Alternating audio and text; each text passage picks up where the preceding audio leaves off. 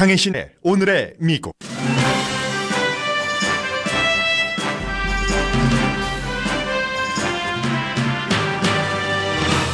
트럼프 대통령이 푸틴 대통령과 G20 정상회담에서 두 번 만났다고 언론이 보도하자 트럼프 대통령은 가짜 언론의 부풀림이 역겹다고 비난합니다. 그러나 러시안 통역만 있었던 만남이 기록되지도 공개되지도 않은 것은 흔치 않은 일입니다. 대통령 장남의 러시안 변호사 미팅에 참석했던 것으로 드러난 또 다른 인물은 러시아 돈 세탁과 관련해 조사받았던 러시아 태생 미국인이어서 더욱 주목받고 있습니다. 다음 선거에서 꼭 투표하겠다는 사람은 공화당이 민주당에 비해 훨씬 많고 특히 트럼프 대통령 지지자들의 투표 참여 의지가 강합니다. 트럼프 대통령 지지자들이 가장 좋아하는 정책 가운데는 북한 위협이 포함되어 있습니다. 대체안 없는 오바마 케어 폐지안을 즉각 폐지하라고 초당적 주지사 그룹이 연방 상원에 촉구했습니다. 북한의 공개 처형에 대해 미국 언론이 보도합니다. 뉴욕타임즈와 로이터 통신의 보도 초점이 조금 다릅니다. USC가 심각한 마약 문제를 일으킨 의대 학장에 대해 적절한 조치를 취하지 않았다고 LA타임즈가 사설에서 비난했습니다. USC는 어제 처음 입장을 밝혔지만 전 학장의 치료에 대해서만 말했습니다. 마약을 하던 그가 지난주까지 치료한 환자나 학생을 가르치는 교수로서의 윤리에 대해서는 한마디도 하지 않았습니다. 알츠하이머 진단을 받았어도 알츠하이머 환자가 아닐 수 있다는 대대적인 연구 결과가 나왔습니다. 지금 월가에서는 스트리밍 사이트 넷플릭스를 미래의 기업으로 주목합니다. 넷플릭스는 한국 영화 옥자도 제작하고 배포했습니다. 할리우드 영화사가 러시아 대통령이 주연인 영화에서조차 아예 그 러시안 대통령을 뺐습니다. 해커의 보복이 두렵기 때문입니다.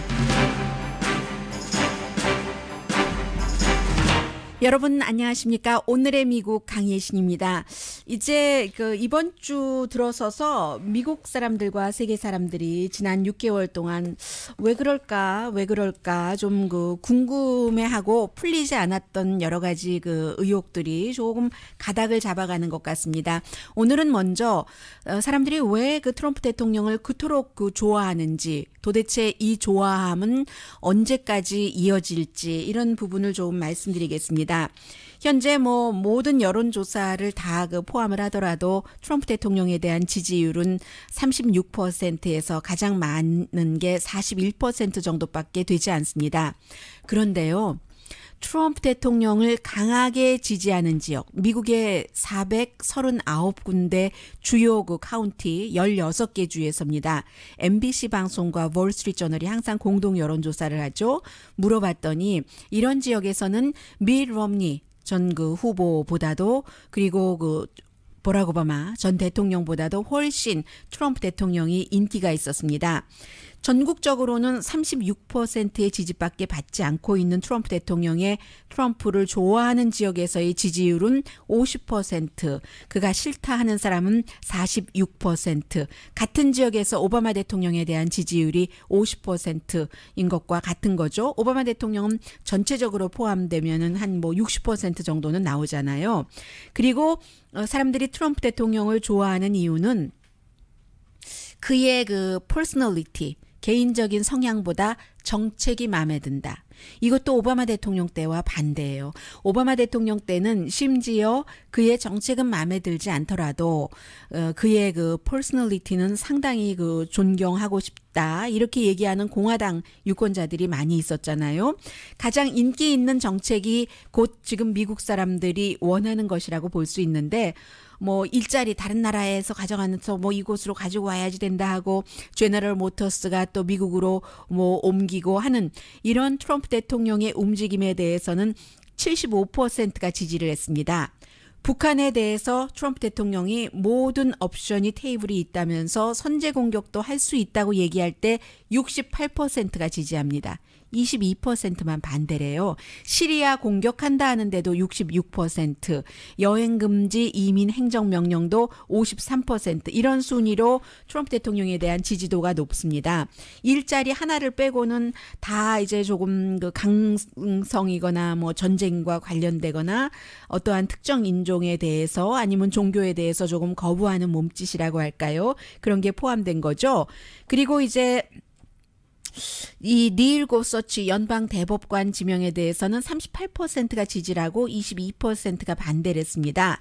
FBI 연방 그 수사국장을 해고한 것은 반대하는 사람이 더 많았어요. 42%였고, 그리고 이제 그 파리 기후 조약에 대해서는 반대가 더 많았습니다.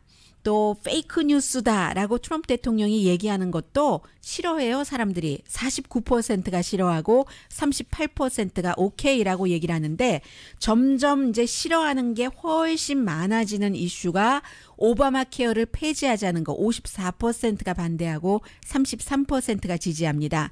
그리고 별로 신경 쓰지 않는 것 같지만 세금 그 보고한 것을 공개하지 않는 것도 53%가 적절하지 않다고 얘기를 하고, 러시아 관련해서도 51%가 못마땅해 합니다.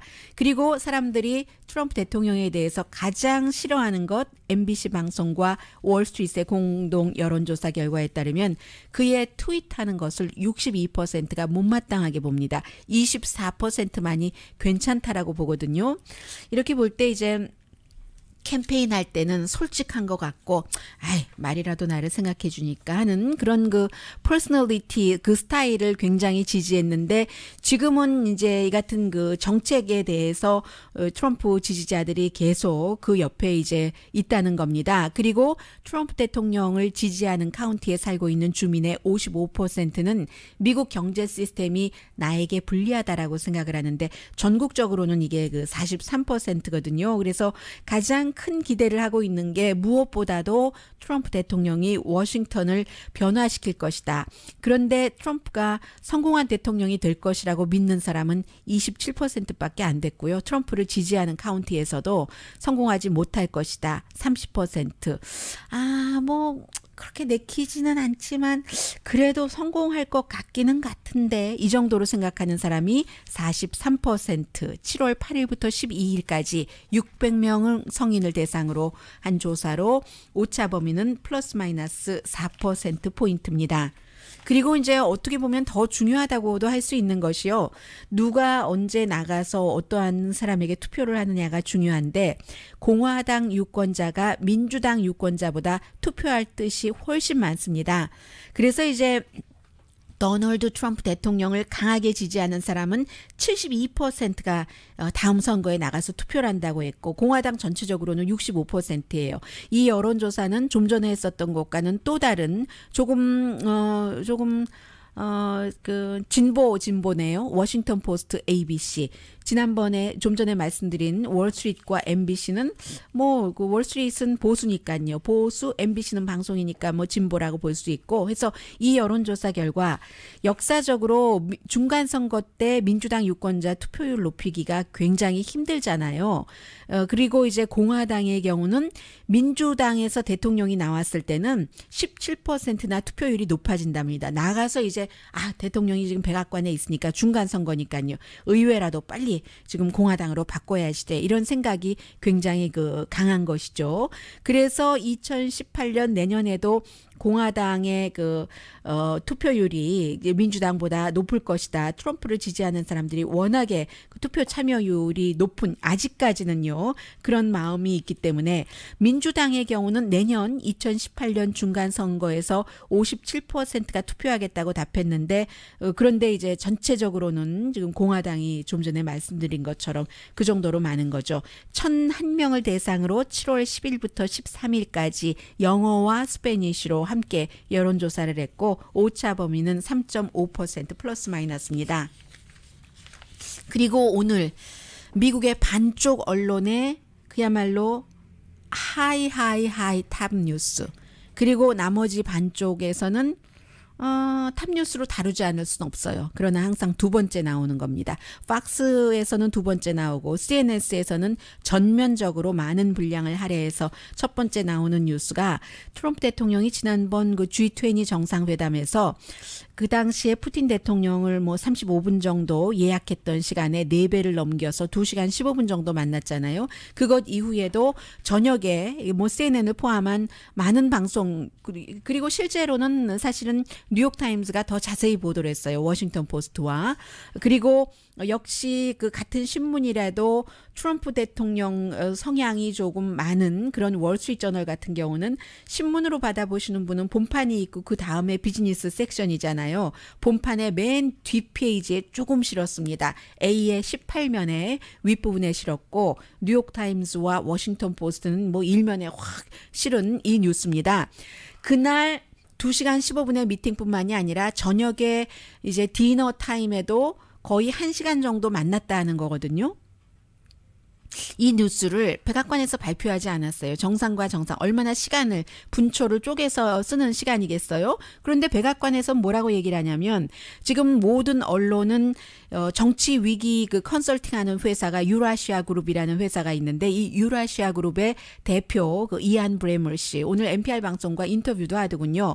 이 사람이 그 이제 정치 위기 컨설팅 회사라고 있기 때문에 그 자리에 참석했었던 G20 정상들과 배우자들 그리고 통역사들도 있을 거 아니에요. 미국 대통령도 뭐 일본 통역사와 영어 통역사 이제 두 사람을 그 디너 파티에 대동을 하고 갔는데 그런 사람들에게서 나온 얘기겠죠. 그래서 거의 1시간 동안 트럼프 대통령과 블라디미르 푸틴 러시아 대통령이 만났는데 굉장히 따뜻하고 호의적이었다. 제스처가 많았고 다른 나라 리더들도 다 봤는데 두 사람이 무슨 얘기를 하는지는 들을 수가 없었다는 얘기입니다. 그러자 트럼프 대통령이 트윗을 여러 번 했어요. 페이크 뉴스 스토리다. 페이크 뉴스들이 점점 더 부정직해진다. 그래서 결국은 G20 탑 리더의 디너를 사악하게 보이게 한다. 뭐 역겹다. 이런 표현들을 많이 했거든요. 그러면 여기서 이제 뉴스 그 밸류로 보면 두 가지입니다.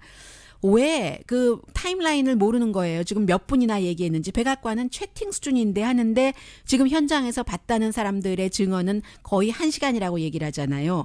그래서 도대체 얼만큼이었는가 뭐 공개적인 장소이긴 했어요. 그리고 백악관이 왜 그것을 공식 문서에 넣지 않았는가. 대통령과 그 대통령의 만남인데 또 하나 중요한 것은 그 자리에는 러시아 측 통역만 있었다는 거죠. 미국 측 통역은 없었고 제가 이제 그 자리를 기억을 잘하는데요. 왜냐하면은 디너를 먹을 때 보니까 블라디미르 푸틴 러시아 대통령 옆에 멜라니아 트럼프가 앉아 있었어요. 그리고 제가 이제 또 한 사람 그 눈여겨보고 있는 사람인데 그 국제 무대에 나갈 때 그 퍼스트 레이디로서 가장 굉장히 우아하고 젊고 아름답고 또 뭐 도드라져 보이는 그 퍼스트 레이디로 개인적인 생각입니다. 생각하는 사람 가운데 한 사람이 지금 아르헨티나의 퍼스트 레이디거든요. 트럼프 대통령의 자리는 아르헨티나 퍼스트 레이디 자리 옆자리에 있었기 때문에 제가 분명히 기억을 합니다.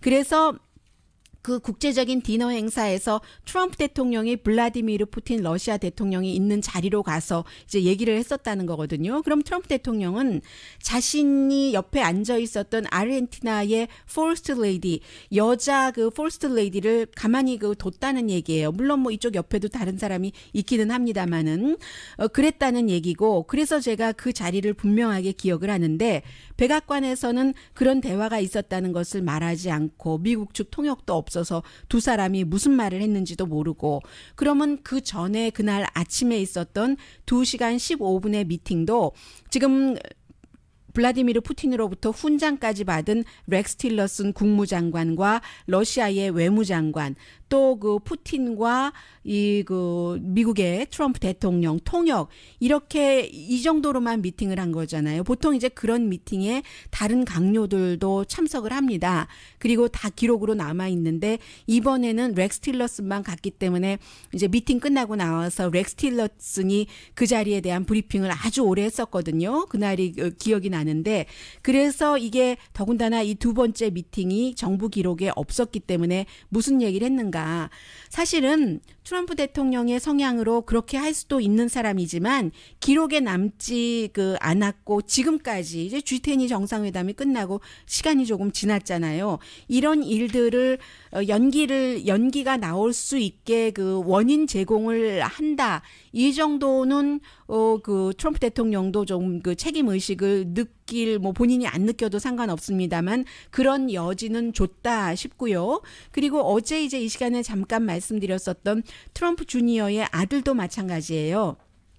또 다른 인물도 자신이 러시안 변호사를 만날 때 있었다 하는데 이 사람도 러시안 아메리칸이고 부동산 개발업자고 다 좋은데 트럼프 대통령 주니어와 만나도록 미팅을 원래 주선했었던 러시아 다른 개발업자 또 개발업자 아버지와 아들은 팝스타잖아요. 그 사람들과 같이 일을 하는 사람인 거죠. 지금 또 다른 새로 등장한 그 인물이. 그리고 무엇보다도 러시아에서 이제 태어났고 이런 거 다 좋아요. 그런데 무엇보다도 2000년도에 미국 정부로부터 돈 세탁에 관해서 러시안들이 돈 세탁하는 그런 것에 관해서 관련이 돼서 조사를 받았던 인물이고 실제로 이 인물이 2000년도 델라웨어주의 회사를 만들어서 러시안 브로커의 페이퍼 컴퍼니를 만들어주고 그리고 이제 뱅크를 오픈도 해주고 시리뱅크를 오픈을 해주고 또 커머셜 뱅크를 샌프란시스코에 오픈해주고 시리뱅크는 뉴욕에 해서 14억 달러 어카운트를 이제 러시아의 사람들을 위해서 만들어줬고 이런 문제로 인해서 돈 세탁 관련 조사를 받았던 인물이기 때문에 그 사람이 왜 대통령의 아들과 만나는가 이런 것들이 지금 계속 나오기 때문에 결국은 이제 특별검사는 당연히 조사하고요. 상원에도 지금 트럼프 대통령 아들이 나가서 조사를 받게 되고 그래서 이것은 사족입니다만은 이번 주 피플지를 보니까요. 이 트럼프 대통령 주니어 아들이 지금 일을 못한대요.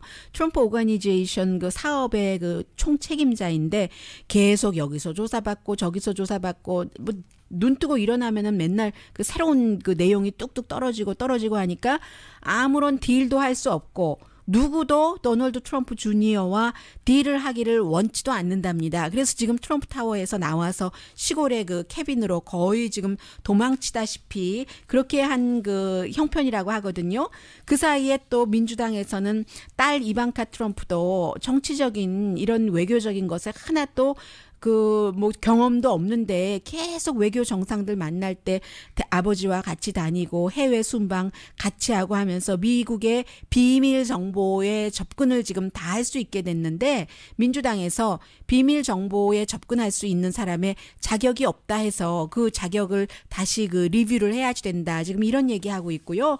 그 사이에 이제 미국의 주 러시아 대사 상원 인준을 받아야지 되지만 존 헌츠먼 이미 상원 인준 여러 번 받았으니까요. 중국 대사, 싱가포르 대사도 지냈고 각각 부시 행정부와 오바마 행정부에서 그리고 지난번에 밋 럼니와 함께 예비 선거에도 나갔던 사람이잖아요. 유타의 주지사였고 굉장히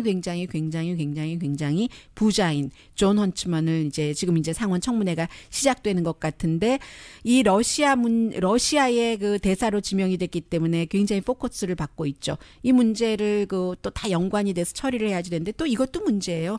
존 헌츠먼 자체도 또 러시아에 사업을 한다고 왔다 갔다 했었던 인물이거든요.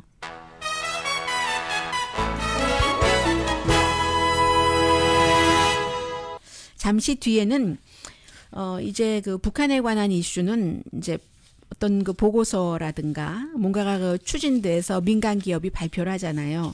그 민간 기업이라든가 기업이 꼭 아니더라도 어떤 조직이라든가 그 사람들이 어떤 뒤에 지원을 받고 했는가 이것도 아주 중요해졌어요. 지금 한국에서 북한이 아직도 공개 처형을 하고 있다. 여기에 대해서 뉴욕타임스와 로이터 통신이 여러 한국에서 이제 그런 일들을 찾아보고 해왔었던 조직체의 기자회견 내용들을 보도를 하고 있는데 또 돈이 미국에서 지원하는 것이거든요. 잠시 뒤에 미국 뉴스와 함께 전해드립니다. 라디오 서울 방송 오늘의 미국 듣고 계십니다. 미국에서 아무리 그 당파적으로 뭐 싸우면서 이렇게 한다 하더라도 이제 조직이 크게 이렇게 돼 있잖아요.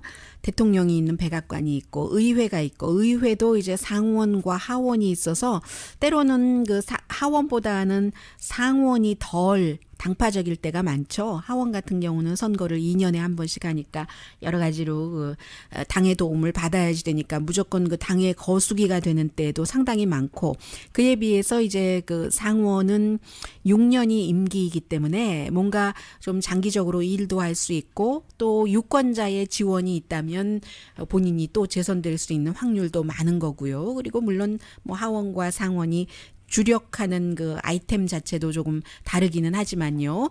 그래서 이제 백악관이 있고 의회가 있고 또 한 그룹이 주지사 그룹이 있죠. 물론 이제 주지사의 버금가도로 큰 영향력을 미치는 때로는 뭐 뉴욕의 시장이라든가 로스앤젤레스 시장이라든가 이런 사람들의 영향력도 있지만, 가끔 가다는 정말로 중요한 일이 있을 때 의회에서도 상원에서도 전혀 다른 여당과 야당 그 민주와 공화 의원들이 뒤에서 그야말로 레드 카펫을 밟으면서 뭐 뒤에 아주 그 비밀 밀실에 가서 뭔가를 만들어 내오기도 합니다. 오바마 시절에도 몇 번 그런 일이 있었어요. 그리고 이번에 지금 초당적인 주지사 그룹이 상원에 새로운 안 없이 오바마 케어 폐지하는 것을 즉각 거부하십시오 하고 촉구를 했습니다. 가장 대표적인 사람이 오하이오주의 존 케이식 주지사, 공화당이요. 많은 사람들이 트럼프 대통령보다 후보 시절에 훨씬 그 대통령스럽다라고 얘기를 했었던 이 존 케이식과 민주당에서는 몬타나의 그 주지사가 있고 그밖에 뭐 루이지아나, 콜로라도, 뭐 알래스카, 매사추세츠, 펜실베니아, 버먼, 뭐 버지니아, 네바다 이런 주의 주지사가 이건 안 된다. 사람이 그 아픈 거 치료받다가 보험을 뺏어가면 어떻게 치료받으라고 하느냐. 이건 인간이 할 일이 아니지. 지금 이러고 있습니다. 그런데 백악관에서는 그 다른 방향이에요. 지금 백악관에서 동부가 로스앤젤레스가 아침 9시 26분, 동부가 12시 26분이니까 점심 먹는 거예요. 대통령과 공화당의 연방 상원 의원들이 런치를 먹으면서 어제 그 공화당의 그 원내대표가 미치 매코넬이 지지가 부족하더라도 다음 주에 오바마 케어를 없애는 것에 투표하겠다. 대안 없이요. 하겠다고 했잖아요. 그게 왜 그러냐면 대통령과 부통령이 강력히 요청을 했기 때문에, 때로는 그 당의 원내대표도 백악관과 일을 해야지만 될 것이 있잖아요. 뭐 받아와야지 되는 게 서로들 있으니까 그렇게 하겠다고 해서 지금 이제 트럼프 대통령과 점심을 먹고 있는데, 그 사이에 트럼프 대통령은 오바마 케어를 실패하게 하자. 계속 어제부터 이런 얘기하고 있어요. Let Obamacare fail. 그리고 함께 훌륭한 헬스케어 플랜을 만들자. Stay tuned. 이게 뭐 트위터에 이렇게 얘기를 하고 있는데, 후보 때는 많은 사람들이 그렇게 얘기하죠. Let Obamacare fail 같은, 상대방이 얘기하고 있는 것 안 된다. 아니면 이미 상대당이 대통령이면 그렇게 얘기를 하지만 막상 대통령이 되고 나서는 이것도 이제 그 트럼프 대통령의 퍼스널리티인 거죠. 전직 대통령이고 이미 나갔는데 오바마 케어를 fail하게 하자. 이렇게 얘기는 잘 안 하는데 트럼프 대통령의 특질인 거예요. 그리고 뭐 이런 특질을 좋아할 수도 있고요. Stay tuned 뭐 이러는 것이요. 그리고 또 미국에서 지금 굉장히 많이 오늘 아침 보도하고 있는 것 가운데 하나가, 한국 분들은 평소에 또 이제 뭐 공산당이 싫어요. 그 시대를 보고 계셨고 월남하셨던 분들은 아주 뭐 생생한 그런 장면이기도 한데, 아직까지도 북한에서 공개 처형이 있는가 없는가, 있다 하는 그런 내용을 보도를 하고 있는데, 뉴욕타임즈와 로이터 통신이 다른 게, 뉴욕타임즈는 공개 처형을 해서 그 사람들의 시신을 어디다가 어떻게 하느냐, 시신이지만 철이라고 말할 수기가 저는 없어요. 어떻게 하느냐. 그래서 뉴욕타임스는 매핑이라고 할까요?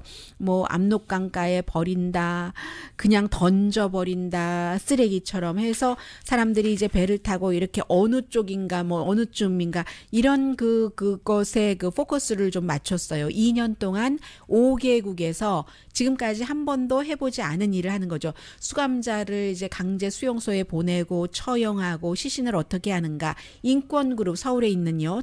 전환기 정의 워킹그룹. 그래서 뭐 미국 말로는 뭐 Transitional Justice Working Group 이렇게 표현을 하고 있군요. 해서 이제 300군데 를 쭉 그 구글의 그 위성 그 이미지와 375명의 탈북자를 인터뷰를 해서 여기 뭐 이렇게 좀 찾아냈다는 얘기예요. 이게 이제 UN 고등판무관이 2014년도에 북한이 아직도 이렇게 하고 있다 하는 그 보고서가 나온 뒤에 이 인권그룹이 서울에서 인권그룹이 했다는 거죠. 그리고 로이터 통신은 앞에는 북한에서는 중국에서 버섯을 밀수했다는 이유로 아니면 공장에서 구리를 훔쳤고 한국 드라마를 봤다 아니면 남에게 줬다 전기선을 훔쳤다 이래서 어떤 경우는 맞아서 숨지는 경우 뭐 범죄에 따라서 총알이 아깝다 이렇게 얘기를 한다는 거예요. 여기에 이제 포커스를 많이 맞췄고 이제 뭐 매춘도 마찬가지고요. 공개 처형 아직도 한다. 강가에서 학교에서 시장에서 그리고 사람들이 보라고 더 그런다. 공개 처형을 한다. 두려움을 가지라고. 두려움의 그 공포에 뭐 정치도 아니죠. 이것은 공포로 사람들을 휘어잡는 거잖아요. 그런데 그 로이터 통신은 이 같은 그 탈북자의 주장이나 어떤 그 매핑하는 그 이쪽 지역에다 시신을 넣었습니다. 이런 것을 확인할 수 없다고 로이터 통신은 보도까지 했습니다. 기금은 미국에 있는 National Endowment for Democracy 국가 그 민주주의 기금이라고 할까요? 여기서 기금을 지원을 해서 다 이런 그 탈북자를 인터뷰를 하고 조사를 한 건데 이 그 국가 민주주의 기금이라는 기구의 돈은 어디서 나오냐면 미국 의회에서 지원하거든요. 의회에 이제 공화당에 이제 특히 이제 강성인 북한에 대해서 그쪽에서 기금 지원을 하겠죠. 그래서 이제는 미국에서 나오는 뉴스도 한국에서 나오는 뉴스도 여러 가지를 이제 잘 좀 이렇게 챙겨봐야지 되는 그런 부분이고요. 그리고 이 내용은 잠시 뒤에 시간이 있으면 전해드리고 사흘째 제가 보도를 해드립니다. 오늘 로스앤젤레스 타임즈가 사설에서 지적을 했습니다. USC 그 의대 학장이 심각한 그런 그 마약 어떻게 보면 마약 사범이라고도 할 수 있어요. 그 911에 신고할 때 그 자신의 여자친구 호텔 방에서 마약 그 많이 한 것이 아니라 오버도스 한 것이 아니라 술 마시고 이랬다 거짓말도 했고 패사디나 경찰도 그래요. 어제 잠깐 전해드렸지만 뭐 별일 없이 그 풀어주고 왜 조사도 팔로업 조사도 안 하고 무엇보다도 대학교의 교수잖아요. 또 환자를 보는 의사였잖아요. 이 부분에 대해서 USC의 처리가 아주 잘못됐다. 오늘 로스앤젤레스 타임즈 사설에서 실었습니다. 미국의 대학의 운영 시스템 같은 것을 볼 수도 있는 거죠. 돈이면 단가? 물론 USC 사립대학이긴 하지만요. 공립기금도 들어가죠. 잠시 뒤에 전합니다.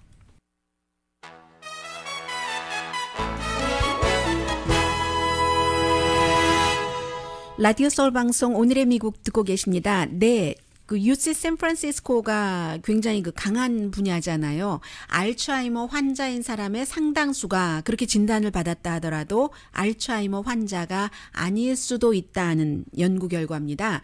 기억과 노화 센터 UC 그 샌프란시스코에 있는 그 메모리 앤 에이징 센터에서 4,000명의 환자를 테스트를 해서 이제 뇌를 그 당연히 조사를 했겠죠.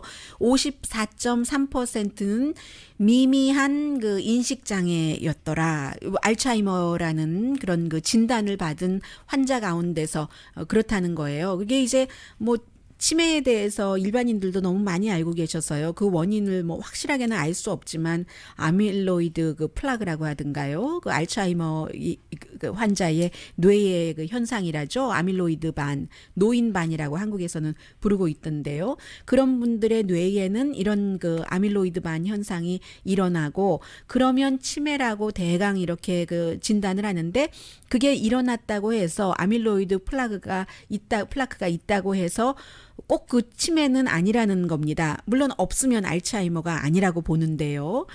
그래서 이제 진짜 진단은 검시한 완전하게 또 스페셜한 검시를 해야지 되는데 뭐 척추 천자 뭐 이렇게 표현하죠. 그 스핀드 탭스라고 하는데 이것도 뭐 도움은 주지만 비용이 워낙 비싸고 $3,000에서 $4,000 보험 미국에선 커버되지 않습니다. 그래서 확실하지는 않는데 어쨌든 알츠하이머라고 추정이 되면 뭐 약을 먹고 이런 일들이 있는데 아무리 그 추정되는 넘버 원이 그 아밀로이드 플라크다 해서 이게 있다 하면은 알츠하이머라고 무조건 그 진단을 하는데 꼭 그렇지도 않다는 얘기거든요. 이게 이제 2016년에 연구가 그 시작이 돼서 14,000명의 환자를 대상으로 했다는데 뭐 그래도 추가 연구가 있었는가 보네요. 10,000명 훨씬 넘어가는 게 있었으니까 뭔가를 이제 더 이제 추가적으로 나오겠습니다만 어쨌든 현재까지는 그 정도입니다. 그리고 오늘 로스앤젤레스 타임즈 사설 제목이 USC의 침묵. 의대 확장이 어제서야 이제 그 교수직에서 뭐 휴직인지 정직인지 어쨌든 그 자리를 떠났어요. 그리고 그 환자도 어제부터 안 봅니다. 지난 주말까지도 환자를 봤어요.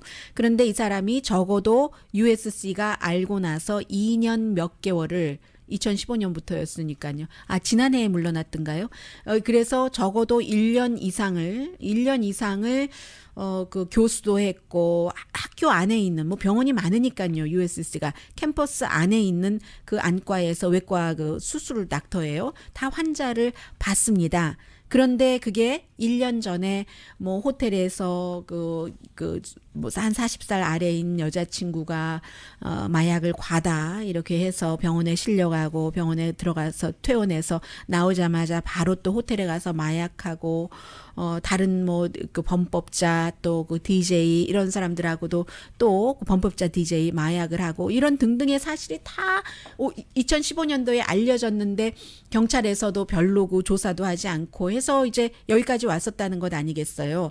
어제서야 USC가 성명을 발표를 했거든요. 그동안에 목격자가 USC 총장에게도 전화를 하고 다른 사람에게도 전화를 하고 막 했는데도 계속 그 자리 교수와 환자 보는 자리가 유지가 되다 어제서야 USC 그 총장이 뭐라고 얘기했냐면요. 뭐 이게 적절한지 아닌지는 봐주십시오. 만약에 로스앤젤레스 타임즈의 보도가 그 주장이 맞다면 이 전 학장은 케어를 받아야지 되고 그렇겠죠. 이제 코케인에 관해서 케어를 받아야지 되고 fully recover 되기를 바란다. 그러면 코케인으로 그렇게 해서 그렇게 했었던 사람을 일단 2015년부터는 알았던 것 아니에요. 학교에서. 그런데 환자를 보게 했으면 그런 코케인을 많이 하는 사람이 환자를 본 것은 어떻고 그리고 학생들에게 의료 윤리를 가르쳤을 것 아니에요. 의료 윤리다 하고 가르치던 아니던 본인이 그 여자친구에게 얘기를 했다면서요. 나는 학생들이 신으로 안다.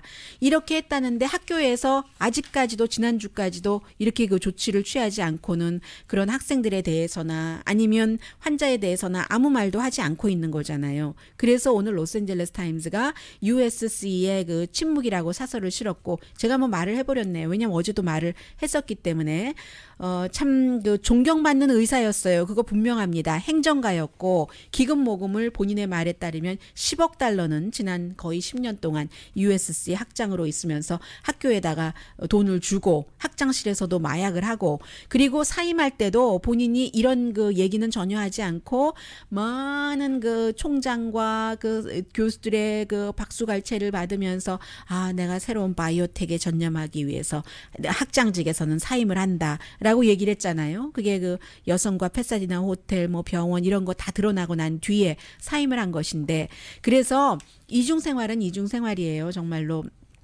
지킬 박사와 닥터 지킬과 하이드처럼 개인으로서는 참 안쓰럽죠. 정말 안쓰럽고 그 가족에게도 정말 안쓰럽고 이런 거 보도하는 것도 가족에게는 미안하기는 하지만 로스앤젤레스 타임즈가 사설에서 지적하기를 그의 이중생활 그런 것에 대해서 대학과 패사디나 경찰이 언제 얼만큼 알고 있었고 왜 계속 의대 교수로 그렇게 뒀는가 경찰은 왜 팔로업 수사를 하지 않았는가 경찰이 체포하지 않았던 게 잘한 건가 왜냐하면 911에 전화를 했을 때 거짓말했잖아요. 했잖아요.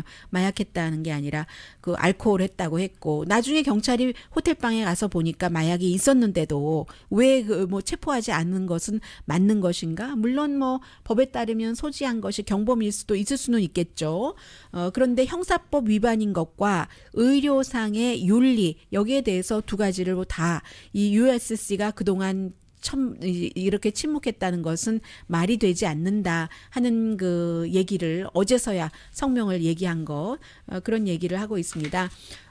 그래서 그 로스앤젤레스 타임즈는 뭐 왜 USC가 그렇게 계속 그 글을 그 2015년 사건이 있은 뒤에도 천하가 알게 됐는데도 킵했는가에 대해서 모르긴 모르지만 10억 달러 이상 돈을 모아줘서 그런가 지난 주말에도 역시 학교를 대표해서 패사디나에서 연설하지 않았는가 이런 그 의문을 하고 있습니다. 더군다나 수많은 학생들 USC에 도대체 의대에 교수가 몇 명이고 의사가 몇 명이겠어요?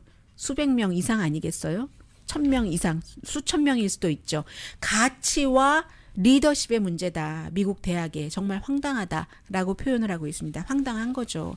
미국 대학이 돈만 많이 가져다 주는 사람이면은 뭐 꼭 이 교수뿐이겠어요. 다른 아주 그 젊고 아직은 그 단과대학교 학장을 하기에 나이상으로 아무리 천재라 하더라도 뭐 그 단과대학교 학장을 하려면 석사학위, 박사학위 받고 얼만큼 이제 뭐 조교수로 일하다가 정교수 되고 또 뭐가 있고 행정 경험이 있고 해야지 되는데 그런 것 없이도 백그라운드가 돈 모아 올 수 있는 사람 같다 하면은 단과대학 학장 줍니다. 분명히 이제 알고 드리는 말씀이고요.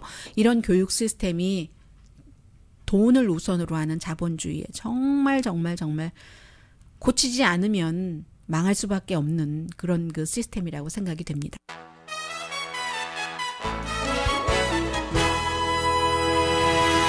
라디오 서울 방송 오늘의 미국 듣고 계십니다. 미래에 대해서는 모든 분들이 그 관심이 있으시죠. 저는 1900년도, 1909년도인가에 써졌던 The Futurist라는 책을 읽으려고 하는데요. 주말에 이 미래 넷플릭스를 지금 그 월스트리트에서는 쳐다를 보고 있답니다. 그러니까 예를 들어서 테슬라라는 자동차가 전기로 많은 것을 바꿔서 기존 자동차 회사를 몇 년 만에 눌렀고 아마존도 마찬가지잖아요. 책에서 언론사에서 홀푸드로 이제 그 넷플릭스라는 사람들이 영화관 뭐 잘 안 갈 수도 있을 것 같죠. 2, 4분기 예상이 구독자가 520만 명이 늘어나서 세계적으로요. 지금 현재 멤버십이 뭐 1억 400만 명 정도는 되는데 미국이 반, 세계가 반이랍니다. 그래서 뭐 미국보다 해외가 조금 많은 것 같긴 해요. 주식값이 탁 뛰어올라서 뭐 생긴 지 얼마 되지도 않는데 지금 뭐 183달러 정도는 되고요. 앞으로도 계속 늘어난다는 겁니다. 사람들의 그 이제 그 패턴 자체가 영화를 영화관에서 보는 것이 아니라 이렇게 크다 보니까 본인들이 제작하는 영화도 많잖아요. 뭐 하우스 오브 카드스 뭐 이런 거 뭐 옥자도 마찬가지고요. 배포도 하고 헐리우드에서 그 팍스 그 스튜디오에서 지금 두 가지 영화를 만드는데 하나는 그 레드 스페로우 빨간 참새, 빨간색 하면 러시아 생각나잖아요. 그리고 유로파 코퍼레이션스, 뭐 컬식, 뭐 이런 영화를 만드는데 두 영화가 다 책의 그 근거에서 만들고 블라디미르 푸틴 러시아 대통령이 나오고 스파이가 나오는데 영화사에서 푸틴은 주인공인데도 뺐대요. 왜냐하면 너무 많은 사람들이 해킹할까봐 그게 너무 두려워서 뺀답니다. 강혜신이었습니다.